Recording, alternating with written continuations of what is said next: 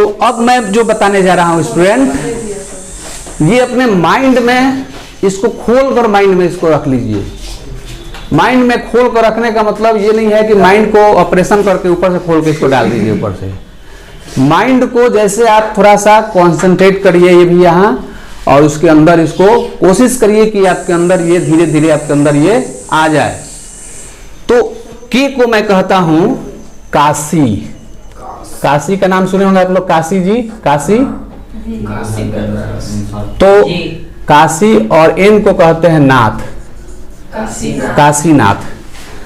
काशीनाथ ये दोनों शंकर जी का एक नाम है, काशीनाथ। Yes sir. और शंकर जी को आप जानते हैं कि शंकर जी इतने बहुत ही दयालु हैं और बहुत ही क्रोधित भी हैं, क्रोध वाले भी लोग हैं। शंकर जी जब खुश होते हैं तो आपको कुछ भी दे देंगे।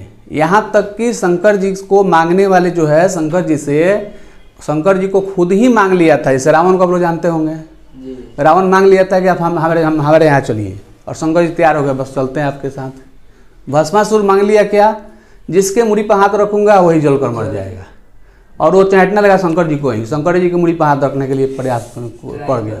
देखिए ऐसे नहीं होता है, भगवान है।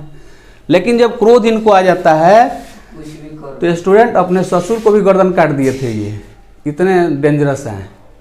तो काशीनाथ को याद रखिए कि काशीनाथ का मतलब यहाँ पर मैं बताऊंगा कि बहुत ही गुस्सेल स्वभाव के हैं, गुस्सा वाले आदमी हैं।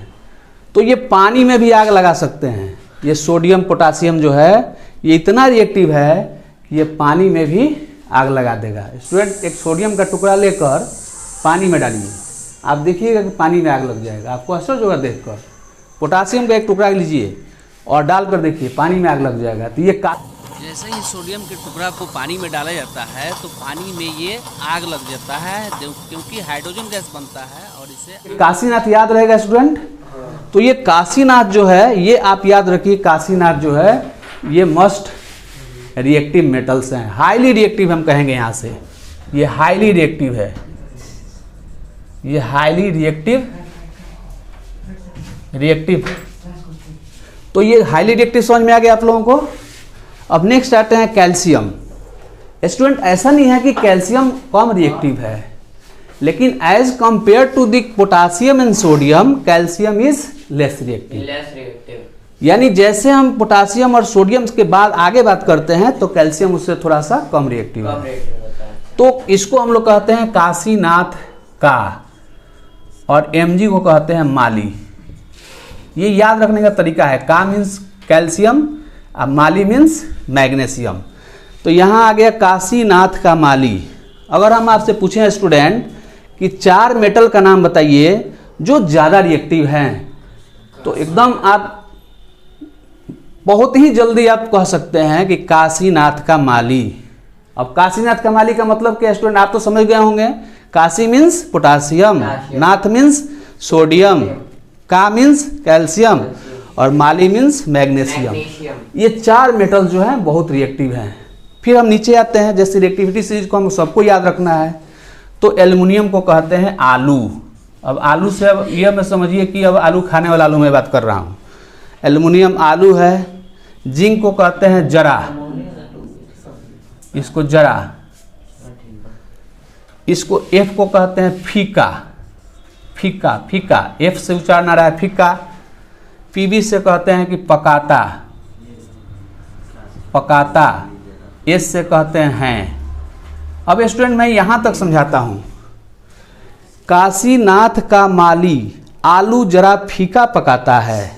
अब ये स्टूडेंट एक सेंटेंस हो गया, ये एक फॉर्मूला हो गया आपके पास याद करने का। बहुत से स्टूडेंट घबराते हैं, कैसे याद होगा, ये इतना बड़ा चीज़ है, ये कैसे इतने मेटल को याद रख सकते हैं। तो मैं इसको एक सेंटेंस में बता रहा हूं कि काशीनाथ का माली आलू जरा फीका पकाता है। तो इसमें आपको यहाँ तक 1 2 3 4 5 6 7 8 मेटल इसमें से आ गया आपको रिएक्टिविटी सीरीज में। अब हाइड्रोजन जो है ये स्टूडेंट लिखे हैं यहाँ पर, ये हाइड्रोजन मेटल नहीं है, लेकिन ये मेटल में क्यों रखा गया है ये बताने के लिए कि मेटल जो है जो हाइड्रोजन से ऊपर हैं, जैसे potassium, sodium, calcium, magnesium, aluminium, zinc, iron lead, ये हाइड्रोजन से ज़्यादा रिएक्टिव है। और एक दो मेटल हो सकते हैं, मैं इतना आप लोगों के लिए बता रहा हूँ, खासकर स्टैंडर्ड जो है 8, 9, 10 का। अब यहाँ पर आता है Cu, तो Cu को कहते हैं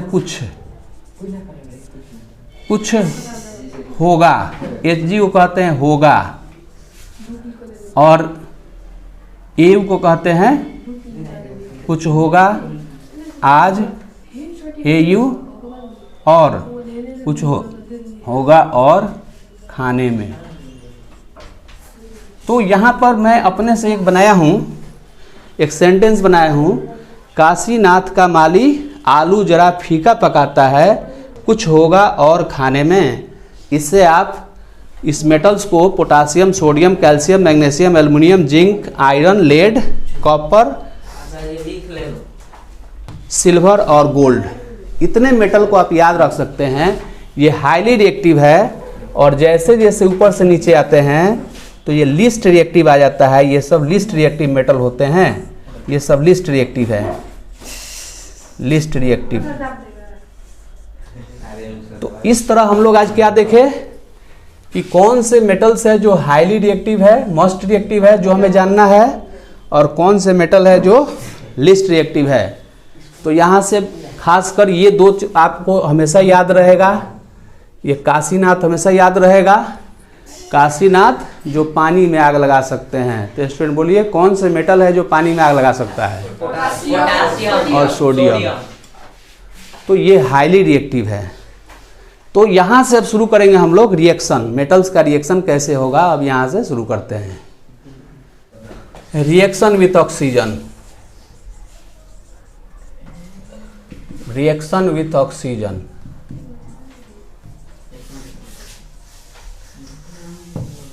रिएक्शन विथ ऑक्सीजन। तो रिएक्शन विथ ऑक्सीजन, जिसको हम लोग एयर भी कह सकते हैं, रिएक्शन विथ एयर भी कह सकते हैं इसे हम, रिएक्शन विथ एयर भी कह सकते हैं। जहां भी एयर है दैट मीन्स ऑक्सीजन से रिएक्शन पढ़ना है। एयर वैसे तो कार्बन डाइऑक्साइड ज़्यादा है, लेकिन एयर का मतलब होता है रिएक्शन विथ ऑक्सीजन। केमिस्ट्री में रिएक्शन ऑफ एयर से मतलब होता है रिएक्शन ऑफ ऑक्सीजन। तो सबसे पहले हम देखेंगे कि मेटल जो होते हैं, वो मेटल जब रिएक्ट करते हैं, metal plus oxygen gas, metal plus oxygen gas. तो मेटल प्लस ऑक्सीजन गैस है तो ये क्या होता है? मेटल ऑक्साइड हो जाता है, मेटल ऑक्साइड। और ये स्टूडेंट आप लोग 7 में हो सकता है पढ़े होंगे कि मेटल ऑक्साइड जो होता है वह बेसिक नेचर का होता है। मैं इसको आप लोगों को प्रैक्टिकल जब कराऊंगा, प्रैक्टिकल के समय में, तब मैं बताऊंगा क्लियर। ये बेसिक नेचर का होता है। ये एसिड क्या होता है, बेसिक नेचर क्या होता है, जब मैं प्रैक्टिकल कराऊंगा आप लोगों के साथ, जब मैं लैब के साथ में रहूंगा तो बताऊंगा आप लोगों को। तो मेटल हम लेते हैं, कोई भी मेटल लेते हैं, जैसे सबसे पहले हम पोटासियम को लेते हैं। तो यहाँ हम लिखते हैं पोटासियम, इसके एग्जाम्पल पर आते हैं। Potassium, potassium plus oxygen gas, oxygen gas, potassium plus oxygen gas. तो स्टूडेंट पोटासियम और ऑक्सीजन गैस को जब मिलाएंगे तो यहाँ पर देखिए कि मेटल के साथ ऑक्साइड लिखना है। तो मेटल यहाँ कौन सा है? पोटासियम। तो यहाँ आंसर क्या होगा आपका? पोटासियम ऑक्साइड, पोटासियम ऑक्साइड होगा यहाँ। तो देखिए स्टूडेंट कितना सिंपल है ये। मैं आपसे एक बारी बारी से पूछता हूँ, पोटासियम जब रिएक्ट करता है तो पोटासियम ऑक्साइड हुआ, ऑक्सीजन से रिएक्ट करता है। तो दूसरा मेरा क्वेश्चन है कि सोडियम मेटल से रिएक्ट करेगा तो ऑक्सीजन से रिएक्ट करेगा, क्या होगा? सोडियम ऑक्साइड होगा। कैल्शियम ऑक्सीजन से रिएक्ट करेगा तो क्या होगा?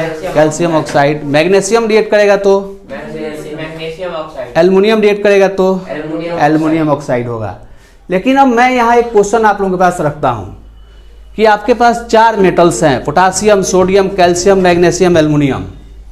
तो ये किसमें रिएक्शन फास्ट होगा? पोटासियम में वेरी फास्ट रिएक्शन होगा। जैसे पोटासियम को रखेंगे हवा में, ये तुरंत जल जाएगा। सोडियम को हवा में रखेंगे, जल जाएगा।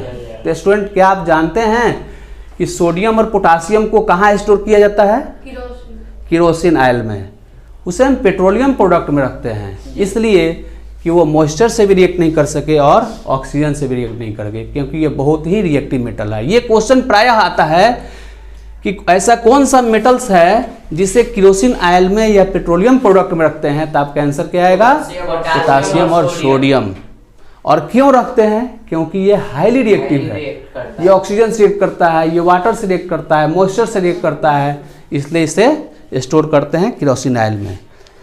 अब जो नेक्स्ट टॉपिक है ये बहुत ही इम्पोर्टेंट है, खासकर यहाँ जो है स्टूडेंट, यहाँ अधिकतर स्टूडेंट जो है ये घबराते हैं लिखने में। इसका सिंबल जब लिखने की बात आता है कि सिंबल कैसे लिखेंगे, तो यहाँ बहुत से स्टूडेंट को घबराहट हो जाती है, बेचैनी हो जाती है, कैसे लिखें। आप तो स्टूडेंट अभी बहुत स्टार्टिंग पीरियड में हैं और मैं समझता हूँ कि आप जो है इसको बहुत ही आसानी से समझ जाएंगे। बहुत ही सिंपल है स्टूडेंट। जैसे पोटासियम का सिंबल क्या होता है? के। ये के लिख देंगे, ठीक है? के लिख दिए हम। ऑक्सीजन गैस का सिंबल है स्टूडेंट, देखिए ऑक्सीजन को जनरली हम देखते हैं कि O जो है ऑक्सीजन का सिंबल है, लेकिन ये O जो है सिंगल नहीं रहता है स्टूडेंट, ये क्या है? O2 होता है। अब यहाँ देखिए ये जो पोटासियम है इसमें तो हमने 2 नहीं लिखा, लेकिन ऑक्सीजन में क्या किया? मैं 2 लिख दिया। तो आप पूछ सकते हैं क्यों ऐसा हुआ? आखिर ये पूछ सकते हैं ना क्यों ऐसा हुआ? तो देखिए ये मेटल है स्टूडेंट, और मेटल जो होते हैं वो मेटल जो होते हैं शक्तिशाली होते हैं, मजबूत होते हैं। जस्ट लाइक एज बॉयज, लड़का जो होता है, लड़का अपने आप को बहुत मजबूत समझता है, चाहे वो भले देह में जान नहीं है फिर भी सोचेगा बहुत हमें स्ट्रांग है। तो पोटासियम जो होता है ये सिंगल है, सिंगल रह सकता है। मेटल जो होते हैं वो मोनो एटॉमिक होते हैं, जो आगे क्लास में आप लोगों को मिलेगा। मैं इसको बॉय से उदाहरण दे रहा हूँ कि इसके पास जो है कैपेसिटी है सिंगल जो है फाइट करने के लिए, सिंगल ही कहीं जा सकता है। लेकिन ये जो ऑक्सीजन है स्टूडेंट, ये नॉन मेटल है। और जो नॉन मेटल होता है, नॉन मेटल जो होते हैं वो क्या होते हैं? वीक होते हैं। मेरा कहने का मतलब कि वीक होते ही हैं वास्तव में, लेकिन मैं समझाने का एक ढंग ले रहा हूँ कि ये वीक होते हैं। Just like as a girl भी ऐसा नहीं है गर्ल्स वीक होती है, उनमें डाई एटॉमिक होते हैं जो नॉन मेटल्स होते हैं। जितने भी नॉन मेटल्स होंगे, खासकर हाइड्रोजन डाई एटॉमिक है, ऑक्सीजन डाई एटॉमिक है, क्लोरीन डाई एटॉमिक है, ये सब डाई एटॉमिक होते हैं। और भी एटॉमिसिटी आप पढ़ेंगे आगे। अब ये रिएक्शन हो रहा है स्टूडेंट। अब ये मेन चीज़ है पोटासियम ऑक्साइड। ये पोटासियम ऑक्साइड को लिखना है।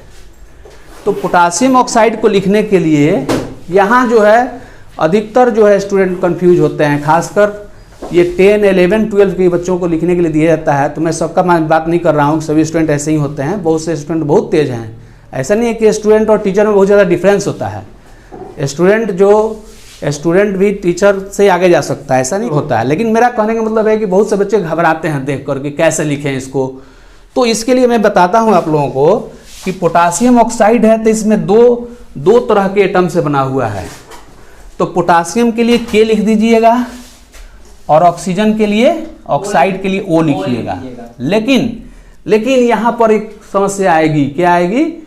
तो दोनों की वैलेंसी में अंतर है। वैलेंसी क्या होता है? तो वैलेंसी तो मैं आप लोग को बताऊंगा इसके बाद, लेकिन थोड़ा सा मैं एक उदाहरण पेश करना चाहता हूँ कि 2 आदमी में फाइट हो रहा है। समझिए, एक आदमी और एक फाइट कर रहा है किससे? ऑक्टोपस से। ऑक्टोपस समझते हैं स्टूडेंट जी? ऑक्टोपस में कई गो हाथ होता है उसका? 8। ये 8 गो हाथ होता है इसका। ये 8 हाथ है और आप इसे फाइट करना चाह रहे हैं। सपोज डेट आपके पास कई गो हाथ है स्टूडेंट? 2 हाथ है। तो आप अगर ऑक्टोपस को पकड़िएगा तो आप इसको 2 हाथ से पकड़िएगा, इस ऑक्टोपस को क्या करिएगा? 2 हाथ से पकड़िएगा। लेकिन आपको ये ऑक्टोपस कई हाथ से पकड़ेगा? 8 हाथ से पकड़ेगा।